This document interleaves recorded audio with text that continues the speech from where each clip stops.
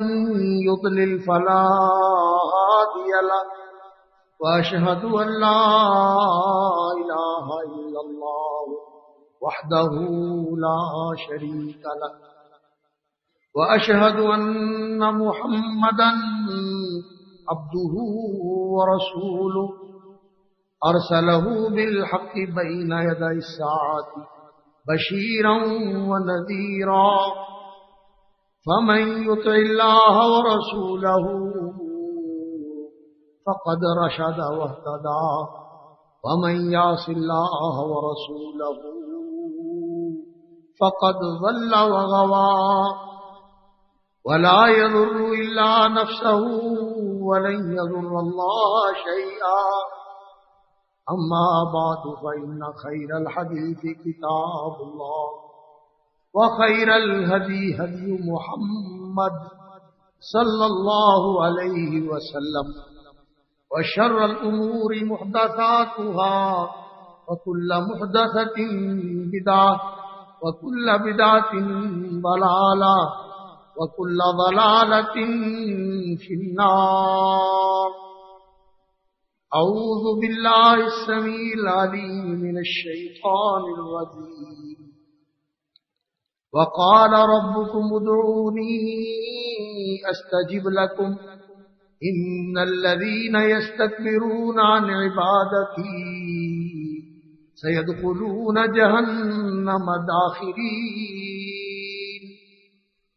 وقال تعالى وَإِذَا سَأَلَكَ عِبَادِي أَنِّي فَإِنِّي قَرِيبٌ أُجِيبُ دَعْوَةَ الدَّاعِ إِذَا دَعَانِ فَلْيَسْتَجِيبُوا لِي وَلْيُؤْمِنُوا بِي لَعَلَّهُمْ يَرْشُدُونَ. معزز و مکرم برادران و خواہران اسلام، حاضرین و سامعین، حضرات و خواتین، اللہ رب العزت کائنات کا خالق و مالک اور سارے جہان کا پروردگار اور ہر چیز کا سنبھالنے والا نگہبان، ساری مخلوق اس کی محتاج اور وہ بے نیاز اور بے پرواہ، کسی کا محتاج نہیں. ہر چیز اس سے مانگتی ہے. یسألہ من فی السماوات والارض، آسمان و زمین کے رہنے والے سب اس کے سامنے دستے سوال دراز کرتے ہیں، مانگت بن کے جھولیاں پھیلاتے ہیں، اور وہ سب کو دیتا ہے. اس کے خزانوں میں کوئی کمی نہیں آتی.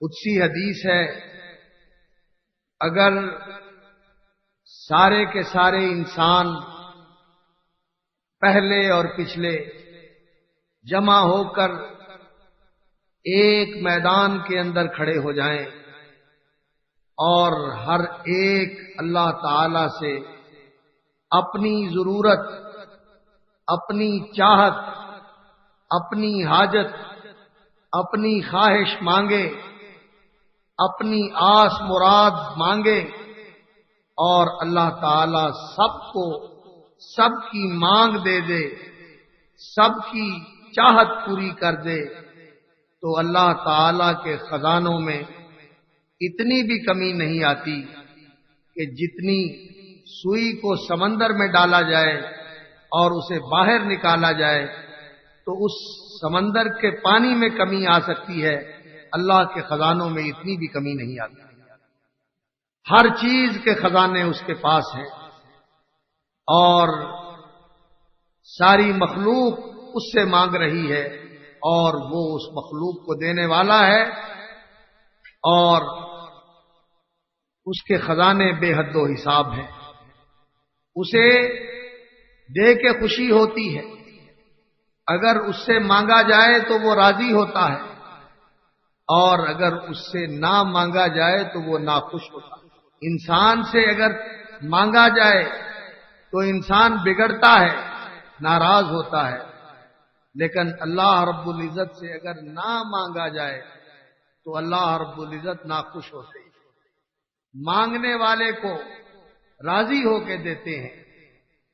ویسے تو وہ ایسا کریم مالک ہے کہ بن مانگے بھی دیتا ہے۔ وَآتَاكُم مِّن كُلِّ مَا سَأَلْتُمُوهُ، جو تمہاری ضرورت اور حاجت ہے وہ اللہ تعالیٰ تمہیں سب دیتا ہے، جو مانگتے ہو وہ بھی دیتا ہے، اور جو تمہاری ضرورت ہے زبان حال سے مانگتے ہو، تمہاری اوقات اس کا تقاضا کرتی ہے کہ تمہیں یہ چیز ملنی چاہیے، اللہ تعالیٰ تمہیں وہ بھی دیتا ہے۔ اور نہ وہ کسی مخلوق کا محتاج ہے اور نہ ہی وہ زمان و مکان کا محتاج ہے، زمانے اور جگہ کا محتاج نہیں، ٹائم اور سپیس کا محتاج نہیں، زمان و مکان کا محتاج نہیں، ان ساری چیزوں سے بے نیاز ہے۔ اللہ اکبر۔ اور وہ اپنے بندوں سے فرماتا ہے کہ ادعونی ادعونی، مجھ سے مانگو، مجھ سے دعائیں کرو، استجب لکم، میں تمہاری دعائیں قبول کروں۔ مجھ سے مانگو میں تمہیں دوں گا، مجھ سے دعائیں کرو میں تمہاری دعائیں قبول کروں۔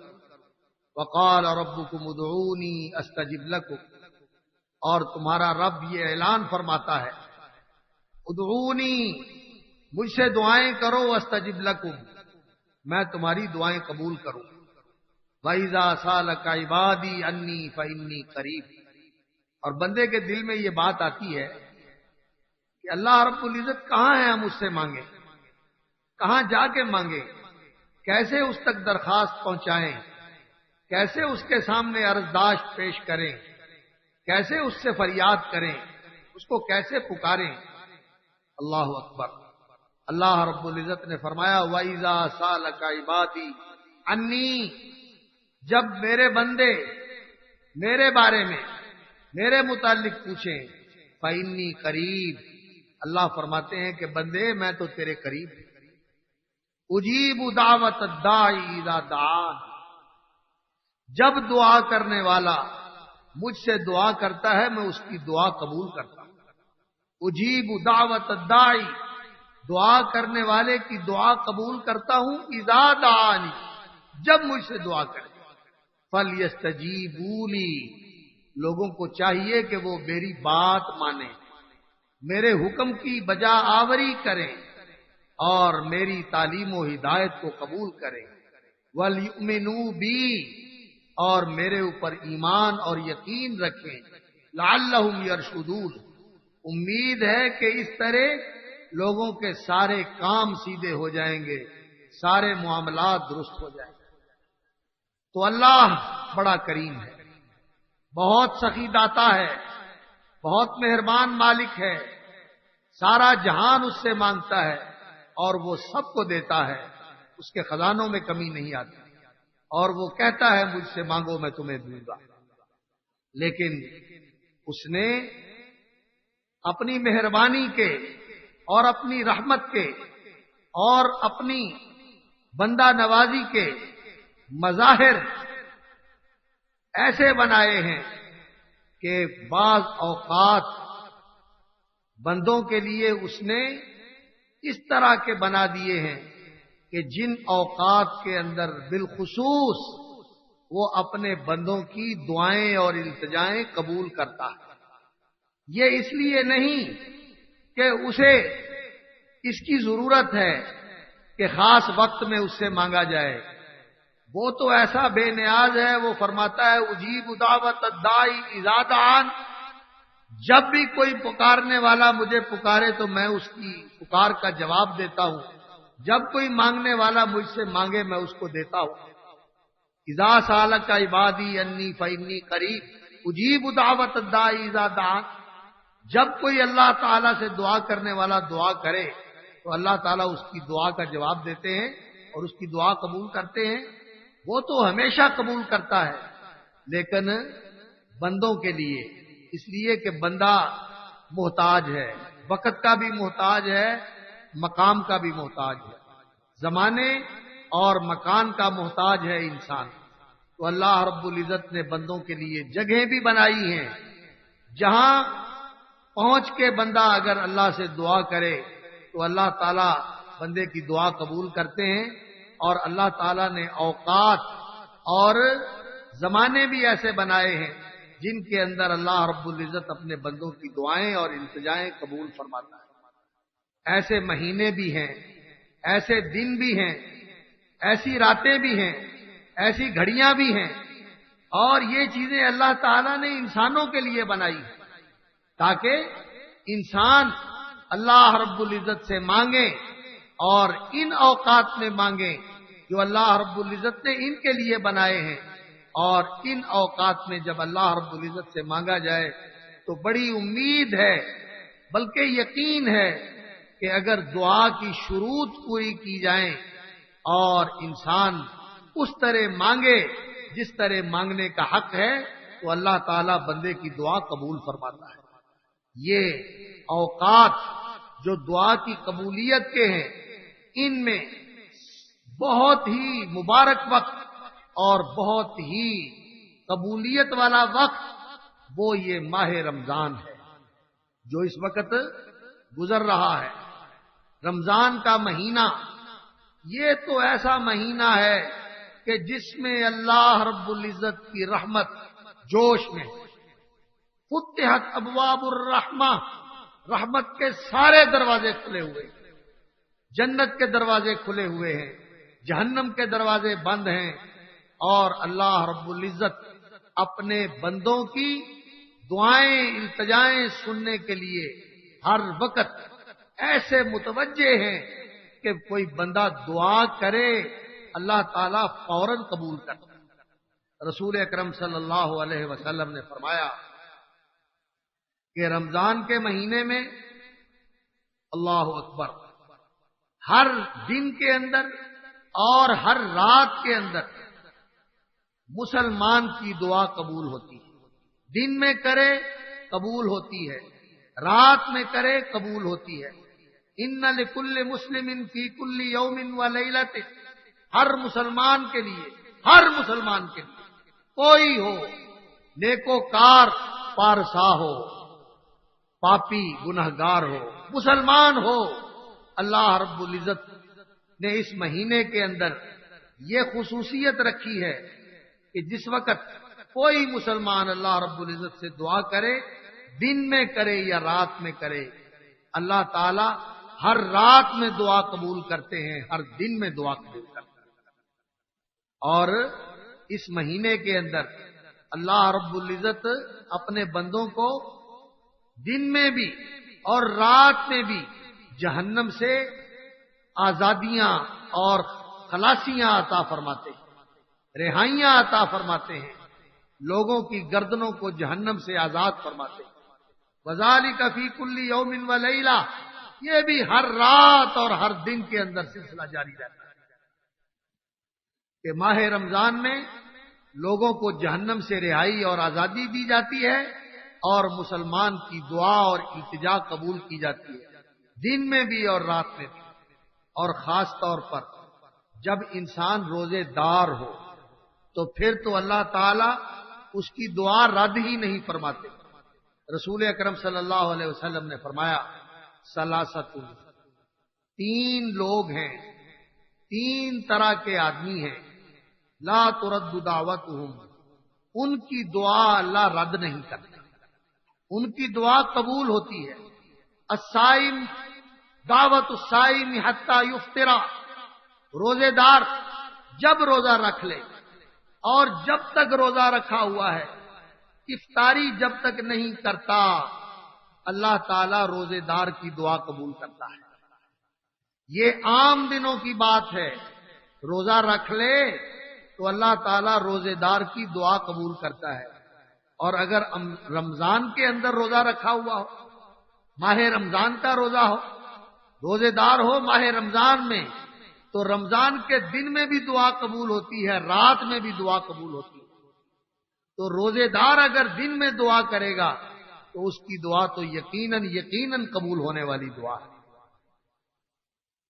اور خاص طور پر ایک حدیث کے اندر فرمایا وَإِنَّ لِلصَّائِمِ عِندَ فِطْرِهِ دَعْوَةً لَا تُرَدُّ، اگرچہ اس کی صحت میں بعض لوگوں نے اختلاف کیا ہے، لیکن بہت سارے علماء نے اس کو معتبر قرار دیا ہے کہ روزے دار کی دعا قبول ہوتی ہے، اور بالخصوص افطاری کے وقت اللہ تعالیٰ اس کی دعا قبول فرماتے ہیں کہ جب مزدور کام مکمل کر لیتا ہے اور اپنی ڈیوٹی سے فارغ ہو جاتا ہے تو پھر اس کو اس کی مزدوری اور اس کا معاوضہ دیا جاتا ہے، تو جب افطاری کا وقت قریب آ جاتا ہے تو اس وقت اگر دعا کرے آدمی تو وہ تو دعا رد ہی نہیں ہوتی، یقیناً قبول ہوتی۔ اور تیسرا آدمی جس کی دعا اللہ تعالیٰ رد نہیں فرماتے، الامام العادل، وہ حکمران ہے جو انصاف پرور ہو، عدل کرنے والا، انصاف کرنے والا حکمران ہو، اللہ تعالیٰ اس کی دعا قبول کرتے ہیں۔ لیکن ظالم حکمران، اللہ اکبر، جو ظلم کرتے ہیں اللہ کی مخلوق پر، یہ خدا کا عذاب ہوتے ہیں۔ نولی بعض الظالمین بعضا بما كانوا یکسبون، اللہ تعالیٰ ظالم انسانوں کے اوپر ظالم حکمران مسلط کرتے ہیں۔ ودعوت المظلوم، اور اسی طرح مظلوموں کی دعا بھی اللہ تعالیٰ رد نہیں کرتے۔ جس آدمی پر ظلم کیا جائے اللہ تعالیٰ اس کی دعا قبول کرتے ہیں، مظلوم کی دعا قبول ہوتی ہے، عادل حکمران کی دعا قبول ہوتی ہے، روزے دار کی دعا قبول ہوتی ہے۔ تو رمضان یہ دعاؤں کی قبولیت کا مہینہ ہے۔ روزے دار کی دعا، رمضان کے دنوں میں دعا کی قبولیت، رمضان کی راتوں میں دعا کی قبولیت، اور بالخصوص رمضان کی وہ رات جسے لیلۃ القدر کہا جاتا ہے، یہ تو ایک رات، لیلۃ القدر خیر من الف شہر، اللہ تعالی جل شانہ فرماتے ہیں کہ ایک رات 1000 مہینے سے بہتر ہے۔ اس ایک رات کے اندر انسان وہ کچھ حاصل کر سکتا ہے جو 1000 مہینے کے اندر حاصل نہیں کر سکتا، اور 1000 مہینہ یہ کم لوگوں کی عمر ہوتی ہے، 83 سال کے قریب بنتی ہے یہ مدت۔ تھوڑے لوگوں کو یہ اتنی لمبی مدت مہلت ملتی ہے۔ عام طور پر انسان کا وقت بچپن میں، نادانی میں، جوانی میں، غفلت میں گزر جاتا ہے، اور دین کے ساتھ تعلق اور لگاؤ والا تھوڑا ہی عرصہ انسان کا بچتا ہے۔ لیکن یہ ایک رات رمضان کی ایسی ہے، خیر من الف شہر، جو ایک رات 1000 مہینے سے بہتر ہے۔ جس آدمی کو یہ رات نصیب نہ ہو، اس میں وہ کچھ کمائی نہ کر سکے، کچھ بنا نہ سکے، اللہ سے کچھ مانگ نہ سکے، وہ بڑا محروم آدمی ہے۔ جو اس رات سے محروم رہا وہ خیر سے محروم ہو گیا، وہ تو بد نصیب ٹھہرا کہ اس رات کی برکتوں سے اس نے حاصل ہی کچھ نہ کیا۔ رمضان کی عام راتوں کے اندر اللہ تعالیٰ دعا قبول کرتے ہیں، اور اگر لیلۃ القدر ہو تو پھر تو دعا کی قبولیت کے امکانات بہت زیادہ بڑھ جاتے ہیں۔ اسی لیے حضرت عائشہ صدیقہ رضی اللہ تعالی عنہا نے عرض کی، یا رسول اللہ، فرمائیں تو اگر اللہ تعالیٰ مجھے شب قدر نصیب فرما دے، مجھے لیلۃ القدر مل جائے، تو میں اللہ رب العزت سے کیا مانگوں، کیا دعا کروں اللہ رب العزت سے؟ فرمایا اللہ تعالیٰ سے یہ مانگو، اللہم انک عفو تحب العفو فاعف عنا، اے اللہ تو معاف فرمانے والا ہے، معاف کرنے کو پسند فرماتا ہے، فاعف عنی، اللہ مجھے معاف کر، اللہ مجھے معاف کر۔ یہ بہترین دعا ہے، معافی کی دعا تو اللہ رب العزت سے کرنی چاہیے۔ رسول اکرم صلی اللہ علیہ وسلم کی ایک اور حدیث ہے جس میں فرمایا صلی اللہ العفو والعافیہ، اللہ سے معافی مانگو اور اللہ سے عافیت مانگو، اللہ سے معافی مانگو۔ اللہم انی اسألک العفو، اے اللہ میں آپ سے یہ مانگتا ہوں کہ تو مجھ سے درگزر فرما، مجھے معاف فرما دے۔ عفو کا معنی کیا ہوتا ہے؟ گناہوں کو مٹا دینا، گناہوں کو مٹا دینا، نامہ عمل میں لکھے ہوئے گناہ مٹا دے، اور جو انسان کی زندگی کے گناہ ہیں ان کے جو زندگی کے اوپر اثرات ہوتے ہیں، اس لیے کہ ہر عمل کا رد عمل ہوتا ہے، ایکشن کا ری ایکشن ہوتا ہے، اور جو کچھ انسان کرتا ہے اس کے نتائج ہوتے ہیں، اور اس کے بڑے دور رس نتائج ہوتے ہیں۔ تو انسان کو اللہ سے یہ مانگنا چاہیے کہ یا اللہ میرے گناہ بھی مٹا دے، اور میرے گناہوں کے جو برے اثرات اور برے عواقب اور جو برے ان کے نتائج ہیں وہ بھی اپنی رحمت کے ساتھ معاف فرما دے، یعنی انہیں مٹا دے، معاف فرما دے، ان کو ختم فرما دے۔ تو رسول اکرم صلی اللہ علیہ وسلم نے فرمایا اللہ سے یہ دعا مانگو، اللہم انک عفو تحب العفو فاعف عنی۔ یہ رمضان کا مہینہ، رمضان کے دن، روزے کی حالت، رمضان کے مہینے میں شب قدر، بلکہ ہر رات ایسی ہے جس میں اللہ رب العزت دعائیں قبول کرتا ہے۔ اس لیے میرے بھائیوں یہ تو مہینہ ہی اس لیے آتا ہے کہ انسان اللہ سے مانگے۔ اور یہ جو آیت میں نے آپ کے سامنے پڑھی ہے، وَإِذَا سَأَلَكَ عِبَادِي عَنِّي فَإِنِّي قَرِيبٌ أُجِيبُ دَعْوَةَ الدَّاعِ إِذَا دَعَانِ فَلْيَسْتَجِيبُوا لِي وَلْيُؤْمِنُوا بِي لَعَلَّهُمْ يَرْشُدُونَ۔ یہ رمضان کے احکام اور مسائل اور روزے کے متعلقہ امور بیان کرتے کرتے درمیان میں ذکر فرمائی ہے۔ یہ کس چیز کی طرف اشارہ ہے؟ اسی چیز کی طرف اشارہ ہے کہ رمضان کے دن اور راتیں اور روزے کا عمل یہ ایسا ہے جس میں انسان کو زیادہ اللہ تعالیٰ سے دعا کرنی چاہیے، اور اللہ تعالیٰ دعا کرنے والے کی دعا قبول کرتا ہے۔ فَلْيُؤْمِنُوا بِي فَلْيَسْتَجِيبُوا لِي وَلْيُؤْمِنُوا بِي، لوگوں کو چاہیے کہ وہ اللہ کی بات مانیں، اللہ کی فرما برداری کریں اور اللہ پر ایمان اور یقین رکھیں۔ تو سال کے اندر ماہ رمضان یہ دعاؤں کی قبولیت کا مہینہ ہے، اور اس میں مانگنا کیا چاہیے آدمی کو اللہ رب العزت سے؟ ایک تو یہ حدیث اللہ سے معافی مانگنی چاہیے، اور دوسری جو چیز انسان کی سب سے بڑی ضرورت ہے، سب سے بڑی ضرورت انسان کی کیا ہے؟ من زحزح عن النار وادخل الجنت فقد فاز، کہ انسان کو حقیقی کامیابی مل جائے۔ یہ انسان کی سب سے بڑی ضرورت ہے کہ انسان کو حقیقی کامیابی مل جائے۔ حقیقی کامیابی کیا ہے؟ من زحزح عن النار وادخل الجنہ، جو جہنم سے بچا لیا جائے، جس کو جہنم سے آزادی مل جائے اور جنت کا داخلہ مل جائے۔ جنت کے اندر اس کو اللہ رب العزت جگہ دے دے، جنت اس کے لیے اللہ رب العزت طے کر دے کہ اس کو جنت دینی ہے، فقد فاز، وہ کامیاب ہے۔ وما الحیات الدنیا الا متاع الغرور، اور دنیا تو دھوکے کا سامان ہے۔ تو رمضان کے مہینے میں جب دعائیں قبول ہوتی ہیں، اللہ رب العزت سے جنت کی دعا کرنی چاہیے اور جہنم سے پناہ مانگنی چاہیے۔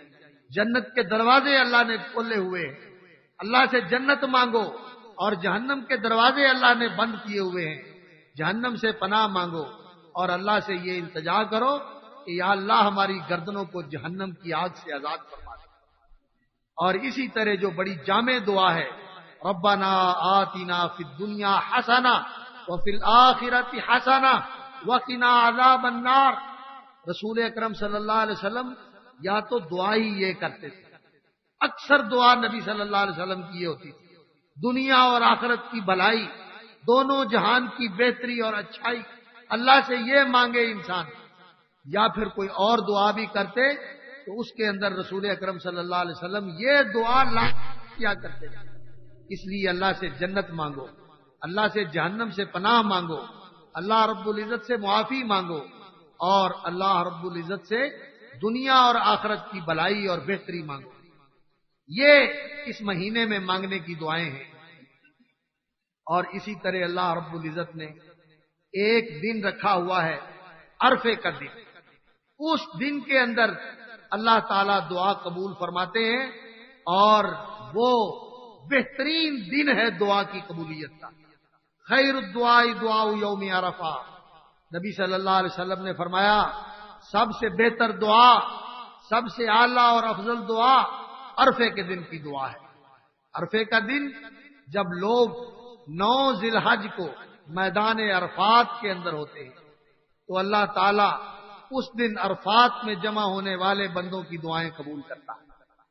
اللہ تعالیٰ جو بندے اس کے سامنے شوثن غبرا، بکھرے بال، مٹی پڑی ہوئی اور جسم کے اوپر غبار چڑھا ہوا اس طرح پیش ہوتے ہیں، اللہ رب العزت آسمان دنیا پہ تشریف لے آتے ہیں، ان کی دعاؤں کا جواب دینے کے لیے اور ان کی آرزوئیں اور تمنائیں پوری کرنے کے لیے، اور اللہ رب العزت اس میدان میں جمع ہونے والے جو مخلص اللہ کے بندے ہوتے ہیں اللہ تعالیٰ ان کی بخشش کا اعلان فرما دیتے ہیں۔ عرفے کا دن عظیم دن ہے جس میں بے شمار انسانوں کی دعائیں اللہ رب العزت قبول فرماتا ہے، اور اس دن سب سے بہتر ذکر جو بندہ کرتا ہے اور اس کے ذریعے اللہ سے دعا کرتا ہے وہ کیا ہے؟ لا الہ الا اللہ وحدہ لا شریک لہ لہ الملک ولہ الحمد وہو علی کل شیء قدیر۔ فرمایا میں نے اور مجھ سے پہلے نبیوں نے جو سب سے بہتر اللہ کا ذکر کیا ہے، جس کے ساتھ اللہ کو یاد کر کے اللہ سے دعا مانگی ہے، وہ یہ لا الہ الا اللہ وحدہ لا شریک لہ لہ الملک ولہ الحمد وہو علی کل شیء قدیر۔ یہ کلمہ توحید ہے، افضل الذکر ہے، اور تمام نبیوں نے اور نبی صلی اللہ علیہ وسلم نے فرمایا میں نے بھی جو کہا ہے اس میں سب سے بہتر الفاظ یہ ہیں، ان الفاظ کے ساتھ اللہ سے دعا کی جائے، ان الفاظ کے ساتھ اللہ سے دعا کی جائے، اللہ رب العزت سے التجا کی جائے عرفے کے دن میں، تو یہ دعا کی قبولیت کا دن ہے۔ اس دن میں اللہ تعالی دعائیں قبول کرتے ہیں، اور اسی طرح دعاؤں کی قبولیت کے اوقات میں رات کی گھڑیاں، رات کے اوقات یہ دعا کی قبولیت کا وقت ہے کہ رات کے اندر اللہ تعالی اپنے بندے کی دعا قبول کرتا ہے۔ اللہ اکبر۔ رسول اکرم صلی اللہ علیہ وسلم نے فرمایا کہ ان فی اللیل لساعۃ، رات کے اندر ایک گھڑی ہوتی ہے، لا یوافقها عبد مسلم، وہ گھڑی کسی مسلمان بندے کو نصیب ہو جائے اور پھر وہ اس گھڑی کے اندر اللہ تعالی سے کوئی خیر مانگ لے، دنیا کی خیر مانگ لے، آخرت کی خیر مانگ لے، الا اعطاہ ایاہ، اللہ تعالی وہ اسے عطا فرما دیتے۔ وذالک فی کل لیلۃ، اللہ اکبر، اور یہ ہر رات کو ہی گھڑی ہوتی ہے۔ رمضان کی راتوں میں تو ہوتا ہی ہے، عام راتوں کے اندر بھی اللہ رب العزت رات کی گھڑی کے اندر بندے کی دعا قبول کرتے ہیں۔ لیکن ہماری راتیں غفلت میں گزرتی ہیں، ہماری راتیں نافرمانیوں کے اندر گزرتی ہیں۔ نہیں میرے بھائیوں، یہ رات تو آتی ہے بندے کو اللہ سے جوڑنے کے لیے، اللہ سے مانگنے کے لیے، اس لیے رات کے اوقات میں انسان کو چاہیے کہ اپنے رب کے حضور دعا اور التجا کرے۔ اور رسول اکرم صلی اللہ علیہ وسلم نے فرمایا، اللہ اکبر، اللہ رب العزت جو بالکل بے پرواہ ہے، بے نیاز ہے، اسے کسی کی محتاجی نہیں، کسی کی پرواہ نہیں، جب رات کا ایک حصہ گزر جاتا ہے، 2/3 حصہ گزر جاتا ہے، یا آدھی رات کا حصہ گزر جاتا ہے، تو اللہ تعالی اپنے عرش سے آسمان دنیا پر نزول اجلال فرماتے ہیں۔ ینزل ربنا تبارک و تعالی کل لیلۃ الی السماء الدنیا، فرمایا اللہ تعالی ہر رات کو پہلے آسمان پہ تشریف لے آتے ہیں۔ جل وعلا، یہ اللہ کا آنا اور اللہ کا آسمان دنیا پہ اترنا، یہ اللہ کے جیسے شایان شان ہے، اسی طرح اللہ رب العزت اترتے ہیں، ہم اس پہ ایمان رکھتے ہیں۔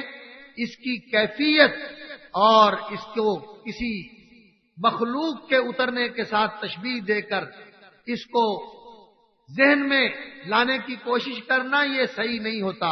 اللہ تعالی کی ذات بے مثال اور اس کے کام بے مثال، وہ جیسے اس کی شان کے شایع ہے اسی طرح نزول اجلال فرماتا ہے آسمان دنیا کے اوپر۔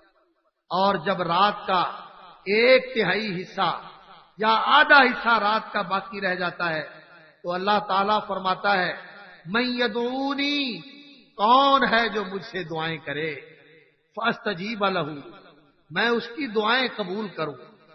من یسألنی، کون ہے جو مجھ سے سوال کرے، میں اس کی جھولی بھر دوں۔ فاعطیہ، من یستغفرنی، کون ہے جو مجھ سے بخشش مانگے، میں اس کو بخش دوں۔ اللہ اکبر۔ جن کو ضرورت ہے وہ سوئے پڑے ہیں، وہ غافل ہیں، وہ بستروں کے اندر پڑے ہوئے ہیں، اور جو بے پرواہ ہے وہ اعلان فرما رہا ہے کہ ہے کوئی مانگنے والا میں اسے دے دوں، ہے کوئی فقیر میں اسے غنی کر دوں، ہے کوئی پریشان میں اس کی پریشانیاں دور کر دوں۔ اللہ اکبر۔ یہ اللہ رب العزت سحر کے طلوع ہونے تک اسی طرح اعلان فرماتے رہتے ہیں۔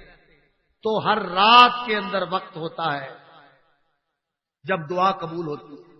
ایک حدیث میں رسول اکرم صلی اللہ علیہ وسلم سے پوچھا گیا، یا رسول اللہ ای الدعاء اسمع، سب سے زیادہ کون سی دعا سنی جاتی ہے، کون سی دعا قبول ہوتی ہے اور سنی جاتی ہے؟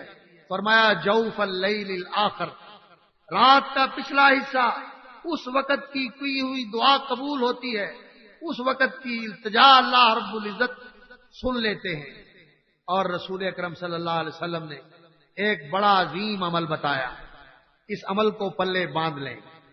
رسول اکرم صلی اللہ علیہ وسلم نے فرمایا کوئی مسلمان بندہ جو رات میں کروٹ بدلتا ہے اور بستر کے اندر پہلو بدلتا ہے، آنکھ کھلتی ہے اس کی، اور پھر وہ یہ پڑھ لیتا ہے کلمہ توحید اور کلمہ تمجید، لا الہ الا اللہ وحدہ لا شریک لہ لہ الملک ولہ الحمد وہو علی کل شیء قدیر، سبحان اللہ والحمد للہ ولا الہ الا اللہ واللہ اکبر۔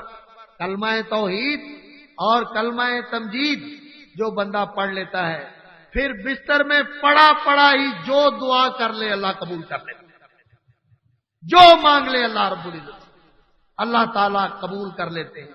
اللہ سے بخشش مانگ لے اللہ بخش دیتے ہیں، ضرورت ہو اللہ سے مانگے اللہ عطا فرما دیتے ہیں، جو دعا کر لے اللہ تعالیٰ اس کی قبول کرتے ہیں، اور اگر اٹھ کے نماز پڑھے تو اللہ تعالیٰ اس کی نماز قبول کرتے ہیں۔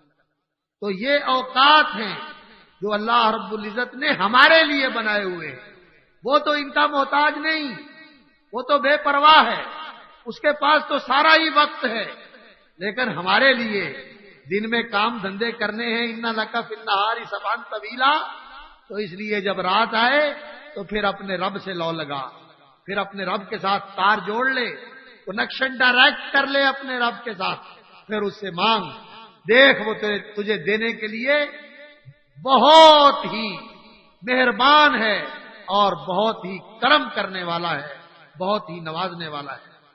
اسی طرح دن رات کے اندر قبولیت کا وقت آتا ہے جب اذان ہوتی ہے، جب اذان ہوتی ہے تو اذان کا جواب دینا چاہیے۔ اذان کے 2 جواب ہوتے ہیں، ایک اذان کا جواب تو یہ ہے کہ جس طرح مؤذن کہے اس کے ساتھ وہی الفاظ دہرائے آدمی، ایک یہ اذان کا جواب ہے۔ اور دوسرا اذان کا جواب کیا ہے کہ مؤذن نے پکار کر کہا ہے حی علی الصلاۃ حی علی الفلاح، آؤ نماز کے لیے، آؤ کامیابی کے لیے، تو اذان کا جواب یہ ہے کہ انسان مسجد میں جائے۔ دونوں طرح اذان کا جواب دے، اذان کے الفاظ بھی دہرائے، اس لیے کہ جو الفاظ انسان اذان کے دہراتا ہے تو جتنا مؤذن کو ثواب ملتا ہے اتنا ہی اس کے الفاظ کو دہرانے والے کو ثواب ملتا ہے۔ مؤذن کو کیا ثواب ملتا ہے؟ رسول اکرم صلی اللہ علیہ وسلم نے فرمایا جہاں جہاں تک اس کی آواز پہنچتی ہے اللہ تعالیٰ وہ سارے علاقے کو بخشش سے بھر دیتے ہیں. اس کے لیے اتنی بخشش جمع فرما دیتے ہیں کہ جہاں تک اس کی آواز پہنچتی ہے اللہ تعالیٰ اس کے لیے بخشش کا سامان کرتے ہیں. تو جو یہ مؤذن کو ثواب ملتا ہے جواب دینے والے کو بھی وہی ملتا ہے ثواب. اس لیے اذان کا جواب دیا کرو اور اس کا یہ لفظی جواب دے کر عملی جواب دینے کے لیے مسجد میں پہنچا کرو. اور مسجد میں پہنچ کے کوشش تو یہ کرنی چاہیے کہ گھر سے وضو کر کے آدمی جائے. گھر سے وضو کر کے جائے. کیوں؟ اس لیے کہ رسول اکرم صلی اللہ علیہ وسلم کا فرمان یہ ہے کہ جو آدمی گھر سے وضو کر کے مسجد جاتا ہے اللہ تعالیٰ اس کا ضامن ہو جاتا ہے. کس چیز کا ضامن ہو جاتا ہے؟ فرمایا اللہ اس چیز کا ضامن ہو جاتا ہے گھر سے وضو کر کے مسجد میں جانے والے کے لیے ان عاشا رزقا و کفیا کہ اگر یہ بندہ زندہ رہے گا اللہ تعالیٰ اسے روزی بھی دے گا اور اس کے کام بھی پورے کر دے گا. وَإِن مَاتَ دَخَلَ الْجَنَّةَ اور اگر یہ مر جائے گا تو اللہ اس کو جنت میں داخل کر دے گا. گھر سے وضو کرے اور مسجد میں پہنچ جائے عملی جواب دے اذان کا اور مسجد میں پہنچ کے اگر تو ایسی نماز ہے جس سے پہلے راتب سنتیں ہیں مؤکد اور راتب سنتیں ہیں وہ سنت ادا کرے. اور اگر وہ راتب سنتوں والی نماز نہیں ہے تو کم از کم 2 رکعت تو ضرور پڑھنی چاہیے. اور پھر اس 2 رکعت نماز کے اندر بھی اللہ سے دعا کرے اور اس کے بعد بھی بیٹھ کے اللہ رب العزت سے دعا کرے. رسول اکرم صلی اللہ علیہ وسلم نے فرمایا اللہ اکبر اذا نادى المنادی جب اذان کہنے والا اذان کہتا ہے فتحت ابواب السماء آسمان کے دروازے کھل جاتے ہیں واستجیب الدعاء اور دعاؤں کی قبولیت کے اوقات شروع ہو جاتے ہیں. اور رسول اکرم صلی اللہ علیہ وسلم نے فرمایا الدعاء بین الاذان والاقامت مستجاب. لوگوں اذان سے لے کر اقامت ہونے تک کا یہ جو دورانیہ ہے یہ جو وقفہ ہے اس دوران میں دعا قبول ہوتی ہے. فدعو اللہ سے مانگو اللہ سے مانگو. یہ دعا کی قبولیت کا وقت ہے. اور اس وقت میں نبی صلی اللہ علیہ وسلم نے فرمایا الدعاء لا يرد بین الاذان والاقامہ. اذان اور اقامت کے درمیان دعا رد ہی نہیں ہوتی. اللہ تعالیٰ قبول ہی کر لیتے ہیں رد ہوتی نہیں. اس لیے جب اذان ہو جائے تو مسجد میں پہنچ جایا کرو اور جا کے جھولی پھیلا دیا کرو. اللہ سے مانگو اللہ تعالیٰ سے سوال کرو. اور اسی طرح اللہ اکبر نماز کے اندر پھر اللہ تعالیٰ دعا قبول کرتے ہیں. کب؟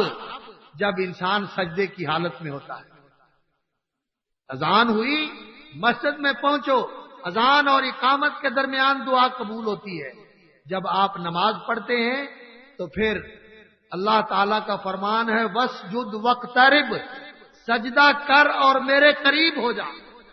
سجدہ کرتا ہے انسان اللہ کے قریب ہو جاتا ہے. اور نبی صلی اللہ علیہ وسلم نے فرمایا اقرب ما یکون العبد من ربہ وہو ساجد. سب سے زیادہ قریب بندہ اپنے رب کے اس وقت ہوتا ہے جب وہ سجدہ ریز ہوتا ہے اللہ کے سامنے. اس کے سامنے جبہہ سائی کرتا ہے اس کے حضور اپنا ماتھا رکھتا ہے اپنی ناک اس کے سامنے رگڑتا ہے. اس وقت وہ سب سے زیادہ رب کے قریب ہوتا ہے. فاکثروا الدعاء تو سجدے میں دعائیں زیادہ کیا کریں. فاجتہدوا فی الدعاء سجدے کی حالت میں کوشش کر کے لگن کے ساتھ پورا زور لگا کے جتن کے ساتھ دعا کرو. فَقَمِنٌ أَن يُسْتَجَابَ لَكُمْ بہت امید ہے کہ اللہ تعالیٰ تمہاری دعا قبول کرتا ہے. سجدے کے اندر دعا قبول ہوتی ہے. یہ دعا کی قبولیت کا وقت ہے. اور اسی طرح جب نماز کے آخر میں انسان پہنچتا ہے تشہد سے فارغ ہوتا ہے اور سلام سے پہلے بیٹھا ہوا ہوتا ہے تو یہ دعا کی قبولیت کا وقت ہوتا ہے. اس وقت میں اللہ رب العزت سے دعا کرنی چاہیے. دبر الصلوات یہ نماز کا پچھلا حصہ نماز کے بعد اور نماز کے آخر میں دعا قبول ہوتی ہے. دونوں معنی علماء نے کیے ہیں. دبر الصلوات نماز کے پچھلے حصے میں یعنی نماز کے آخر میں اور دبور الصلوات یعنی نماز کے بعد، سلام پھیرنے کے بعد، یہ دونوں وقت قبولیت کے وقت ہوتے ہیں۔ رسول اکرم صلی اللہ علیہ وسلم جب تشہد سے فارغ ہوتے اور سلام پھیرنے سے پہلے بیٹھتے تو بہت دعائیں کرتے۔ ایک صحابی نبی صلی اللہ علیہ وسلم کی خدمت میں آیا، کہنے لگا یا رسول اللہ لا احسن دندنتک و دندنت معاذ، مجھے معلوم نہیں کہ آپ کیا پڑھتے رہتے ہیں، معاذ کیا پڑھتے رہتے ہیں، آپ کی دعائیں تو مجھے آتی نہیں ہیں، میں تو سیدھا ہی اللہ سے مانگ لیتا ہوں۔ نبی صلی اللہ علیہ وسلم نے فرمایا کیا مانگتے ہو؟ کہتے ہیں میں تو مانگتا ہوں یا اللہ جنت دے دے، یا اللہ دوزخ سے بچا لے، ڈائریکٹ سوال کرتا ہوں۔ فرمایا مانگتے تو ہم بھی یہی ہیں، ہمارا سوال بھی اسی کے گرد گھومتا ہے، لیکن ہم وہ چیزیں بھی مانگتے ہیں جو اس کی طرف لے جانے والی ہیں جنت کی طرف، اور ان چیزوں سے بھی اللہ سے پناہ مانگتے ہیں جو جہنم کی طرف لے جانے والی ہیں۔ حولہما ندندن، انہی کے گرد ہماری دعائیں بھی گھومتی ہیں۔ تو یہ وقت ہوتا ہے دعا کی قبولیت کا، اس وقت میں اللہ سے دعا مانگنی چاہیے، خاص طور پر اسم اعظم پڑھ کے۔ اسم اعظم اللہم انی اسألک بانک انت اللہ لا الہ الا انت الاحد الصمد الذی لم یلد ولم یولد ولم یکن لہ کفوا احد ان تغفر لی ذنوبی۔ اللہ کے اسم اعظم کے ساتھ اللہ سے بخشش مانگے۔ اللہم انی اسألک بأن لك الحمد لا الہ الا انت وحدک لا شریک لک المنان یا بدیع السماوات والارض یا ذا الجلال والاکرام اسألک الجنہ واعوذ بک من النار۔ یہ اسم اعظم کی دعا ہے، اسم اعظم کے ساتھ اللہ سے جنت مانگے اور اللہ رب العزت سے جہنم سے پناہ مانگے، اور بھی جو مانگنا چاہتا ہے اللہ سے مانگے۔ یہ وقت دعا کی قبولیت کا وقت ہوتا ہے۔ اور اسی طرح نماز کے بعد جب سلام پھر جاتا ہے، آدمی فارغ ہو جاتا ہے، تو وہ وقت بھی دعا کی قبولیت کا وقت ہوتا ہے۔ اس لیے اس وقت بھی اللہ رب العزت سے دعا مانگنی چاہیے۔ ایک بات یہاں ذہن میں رکھیں کہ ہم یہ سمجھتے ہیں کہ اجتماعی دعا ہو تو پھر ہی دعا مانگنی چاہیے، نہیں، اجتماعی دعا کا تو موقع نماز کے باجماعت نماز کے اندر ہی تھا۔ اب جب سلام پھر گیا تو پھر اجتماعی دعا کا موقع کوئی نہیں۔ اگر کوئی کہے تو اس کے کہنے پر اجتماعی دعا کی جا سکتی ہے، لیکن اب انفرادی طور پر ہی عمل کرنے کا ہے۔ انسان انفرادی طور پہ اللہ سے مانگے، آیت الکرسی پڑھے، دوسرے اذکار کرے اور اللہ رب العزت سے دعا اور التجا کرے، یہ سنت طریقہ ہے۔ نماز کے بعد بھی دعا اور التجا قبول ہوتی ہے۔ اور خاص طور پر یاد رکھیں سبحان اللہ، الحمدللہ، اللہ اکبر، اس میں بظاہر دعا تو کوئی نہیں، دعا تو کوئی نہیں، اس میں اللہ کی تعریف ہے، اللہ کی بڑائی ہے، اللہ رب العزت کی تسبیح و تقدیس ہے، لیکن یہ کلمات ایسے ہیں جو شخص اپنا ورد بنا لے وہ زندگی میں ناکامی ہی نہیں ہوتا، اس کے لیے ناکامی نہیں، لا یخیب قائلہن، ان کے کہنے والا کبھی ناکام نہیں رہتا۔ اس لیے کامیابیاں اچیو کرنے چاہتے ہو، اگر کامیابیاں حاصل کرنا چاہتے ہو اور مرادیں حاصل کرنا چاہتے ہو تو یہ زندگی کا معمول بنا لو۔ نماز کے بعد سبحان اللہ والحمدللہ واللہ اکبر والا وظیفہ پورا کیا کرو۔ اور اسی طرح رسول اکرم صلی اللہ علیہ وسلم نے فرمایا کہ جب اللہ کی رحمت برستی ہے، بارش ہوتی ہے، تو اس وقت اللہ تعالیٰ دعائیں قبول کرتا ہے۔ بارش کے سامنے کھڑے ہو کر، بارش کے اندر ہاتھ کر کے، ہاتھوں کو گیلا کر کے جب بارش ہو رہی ہو تو اللہ کی رحمت برس رہی ہوتی ہے، اس وقت دعا کرنی چاہیے۔ رسول اکرم صلی اللہ علیہ وسلم نے فرمایا جب اذان ہوتی ہے تب دعا رد نہیں ہوتی، اور جب بارش ہوتی ہے تب دعا رد نہیں ہوتی۔ اور ہم نے کبھی اس کا اہتمام کیا؟ بہت کم، بہت تھوڑے لوگ ہیں جو اس کا اہتمام کرتے ہوں گے۔ اس لیے رسول اکرم صلی اللہ علیہ وسلم نے فرمایا بارش کے وقت اللہ سے دعا کیا کرو۔ اور اسی طرح جمعے کے دن میں ایک گھڑی ہوتی ہے، جمعے کے دن میں ایک گھڑی ہوتی ہے، اللہ اکبر، مختصر سی گھڑی، اس گھڑی کے اندر اللہ رب العزت سے جو مانگ لیا جائے اللہ تعالیٰ عطا فرما دیتا ہے۔ اور یہ جمعے کا خطبہ شروع ہونے سے لے کر سورج کے غروب ہونے تک کے اوقات کے اندر ایک وقت ہوتا ہے۔ ابو موسیٰ اشعری رضی اللہ تعالیٰ عنہ کی حدیث سے معلوم ہوتا ہے کہ جب امام ممبر پہ بیٹھتا ہے اس وقت سے لے کر اس کے ممبر سے اترنے اور نماز ختم کرنے کے بعد تک یہ وقت ہوتا ہے۔ اور عبداللہ بن سلام کی حدیث سے معلوم ہوتا ہے کہ عصر کے بعد سے لے کر غروب آفتاب تک کا وقت یہ ہوتا ہے. تو بہرحال جمعہ جب شروع ہوتا ہے اس وقت سے لے کر غروب آفتاب تک کا یہ وقت جو ہے، اس میں کوئی ایک گھڑی ایسی ہوتی ہے جس میں جو اللہ رب العزت سے مانگ لیا جائے اللہ رب العزت عطا فرماتے ہیں. اس لیے جمعے والے دن بھی اس گھڑی کو آدمی تلاش کرے اور اس وقت میں اللہ رب العزت سے دعا اور التجا کرے. اور اسی طرح جب دشمن کے ساتھ مقابلہ ہو، صفے مقابل ہوں، تو اس وقت بھی اللہ تعالیٰ دعائیں قبول کرتا ہے. جب کفر کی اور اسلام کی جنگ ہو، مسلمانوں کا اللہ کے دشمنوں کے ساتھ مقابلہ ہو میدان جنگ کے اندر، تو آمنے سامنے جب دشمن ہو تو اس وقت اللہ رب العزت سے جو دعا کی جائے اللہ تعالیٰ قبول فرماتے ہیں. اور صحابہ کرام ایسے موقع پر دعائیں کیا کرتے تھے. سعد ابن ابی وقاص اور عبداللہ ابن جحش رضی اللہ تعالی عنہما، ان دونوں کی دعا کا تذکرہ آتا ہے نا میدان احد کے اندر. انہوں نے دعا کی تھی، دونوں ملے اور کہنے لگے آؤ قبولیت کا وقت ہے، دعا کر لیں. سعد کہنے لگے یا اللہ میری دعا ہے کہ دشمن کے ساتھ مقابلہ ہو اور مجھے فتح و نصرت عطا فرمانا، مجھے کامیاب کرنا. حضرت عبداللہ نے کہا آمین. اور پھر عبداللہ نے ہاتھ اٹھائے تو کہنے لگے یا اللہ میرا دشمن کے ساتھ مقابلہ ہو، میں بھی ماروں اور پھر دشمن مجھ پہ غالب آ جائے اور پھر وہ مجھے شہید کر دے اور پھر میرا ناک کاٹ دے، میرے کان کاٹ دے، میرے ہونٹ کاٹ دے، میرا جگر نکال لے اور میری لاش کے ٹکڑے کر دے اور یہ سارا کچھ میرے ساتھ ہو جائے اور پھر اسی طرح کا زخمی جسم لے کے قیامت والے دن میں تیرے دربار میں پہنچوں تو تو پوچھے کہ یہ کیوں ہوا تو میں کہوں تیرے لیے. یہ ہے میری تمنا. حضرت سعد نے کہا آمین. دونوں کی قبول ہو گئی. عبداللہ بن جاش کو ان کی مراد مل گئی اور سعد ابن ابی وقاص کو ان کی مراد مل گئی. اللہ میدان جنگ میں اللہ دعا قبول کرتے ہیں اور قرآن پڑھنے کے بعد دعا قبول ہوتی ہے. رسول اکرم صلی اللہ علیہ وسلم نے فرمایا جب قرآن پڑھو تو اللہ سے دعا کرو.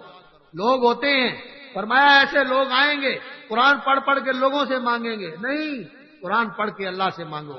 قرآن پڑھنے والے کو بھی ایک حدیث میں آتا ہے کہ اللہ تعالیٰ بن مانگے وہ دیتا ہے جو مانگنے والوں کو نہیں ملتا، اور قرآن پڑھ کے اللہ سے مانگے تو پھر تو اللہ تعالیٰ پوچھے وہ سب کچھ دے دیتا ہے جو وہ اللہ سے مانگ رہا ہوتا ہے. اسی طرح زمزم پی کے اللہ رب العزت سے دعا مانگنی چاہیے کہ زمزم لما شرب لہو، کہ یہ پی کے اللہ تعالیٰ سے جو مانگا جائے اللہ تعالیٰ عطا فرما دیتے. اور اللہ رب العزت سے جو سب سے زیادہ مانگنے کی دعا ہے وہ کیا ہے؟